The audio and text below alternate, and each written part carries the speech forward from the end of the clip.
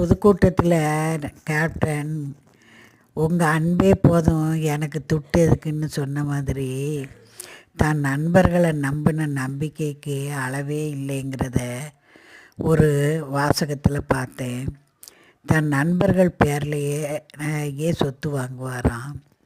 அவ்வளவு நம்பிக்கையாக பழகின விதம் யாருக்கு வரும் இந்த காலத்தில்? தன்னையே நம்பாத இந்த காலத்தில் நண்பர்களை நம்பினது இதுதான் அளவில்லைன்னு பழகின கேப்டனை இழந்தப்போ அவங்க நண்பர்கள்லாம் துடித்த துடி, அவரால் ஏற்றி விடப்பட்ட உள்ளங்களெல்லாம் அந்த நன்றியை மறக்காமல் சொல்லிக்கிட்டு அவர் தலைப்பக்கம் நின்று அழுக மனிதாபிமானத்தின் ஒரு பிரதிநிதியாக வாழ்ந்தாருங்கிறது நல்லாவே புலனாகுது.